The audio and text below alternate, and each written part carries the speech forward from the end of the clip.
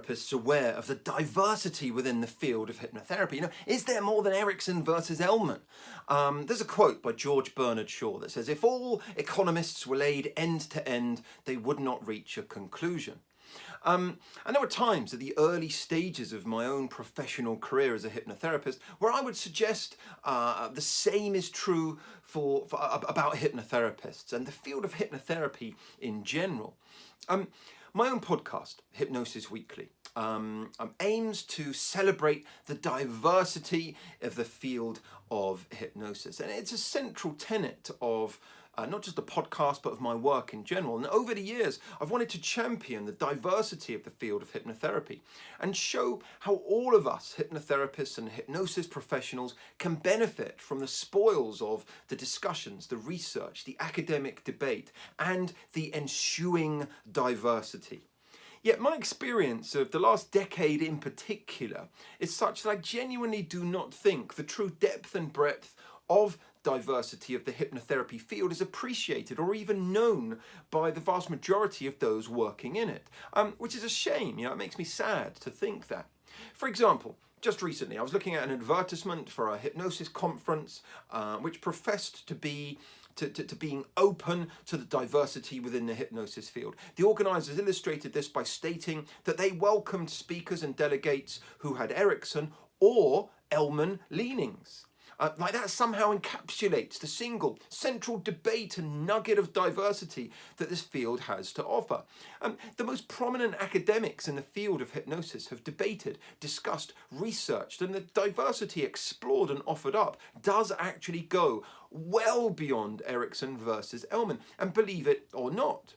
What's more, the vast majority of academics and scholars would probably not really consider Elman or Erickson as a majorly important contributor.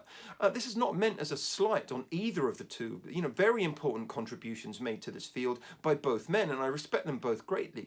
But I think their work has been made much more important and central to the field of hypnotherapy by frontline hypnotherapists than many researchers and major academics would think or permit.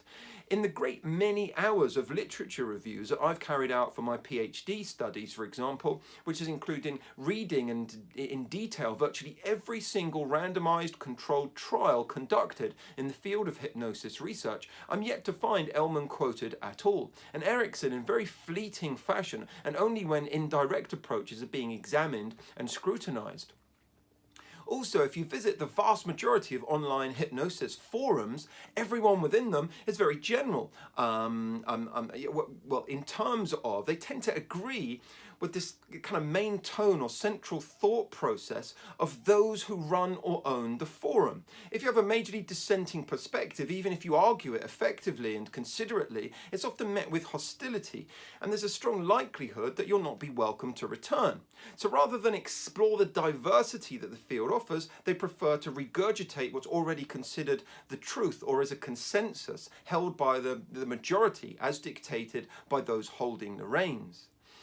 I met with some senior members of one of the UK's largest hypnotherapy associations a couple of years back, and it was instigated by them to seek out my counsel, and when asked about ways of developing hypnotherapy training in the UK, I offered some suggestions about the qualification they offered, still expecting hypnotherapy students to explain scientifically flawed, unproven, outdated concepts, that have been superseded by modern research findings. And I was told that with regards to the qualification, if it ain't broke, if it ain't broke, don't fix it. My suggestions were roundly rejected in the name of continuing the ease of keeping things as they were, and have been since the first day of qualification was available, over a decade ago. Yet the same qualification has compulsory questions about the importance of continued professional development. And that seemed to be an important concept to hypnotherapists, as long as members of this organisation develop according to an old, outmoded perspective of hypnosis, for example. It seemed a bit contrary. And these types of attitudes that proliferate the field of hypnotherapy tend to deter from creating a culture of growth and development. And it's a recurring theme of mine. And it strikes me as a real shame. As long as people keep on simply digging their heels in defending, perpetuating the same rhetoric, entrenched in the same dogma, heavily invested in the same stance, then those individuals will not grow. And with it, the field of hypnotherapy will not grow. Frontline hypnotherapists are the beating heart of the hypnotherapy field, and I love them for loving hypnotherapy and what it can do, yet the diversity the field holds remains largely unknown. There's some exciting stuff, some challenge, and some actual diversity to be unearthed. As well as helping hypnotherapy clients update beliefs, become aware of cognitive bias and existing patterns of cognition, reinforcing their issues, perhaps hypnotherapists and hypnotherapy trainers also ought to give themselves a wholly objective audit of beliefs and biases and be open and welcoming to the actual largely undiscovered bounty of theoretical and research riches that it holds.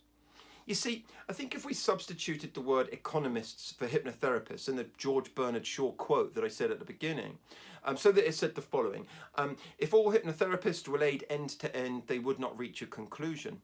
I'd disagree. Because in general, although there are a few mild disagreements here and there, the masses tend to think the same. And it's often born out of not knowing any different and not daring to adopt healthy critical thinking with regards to what is being taught.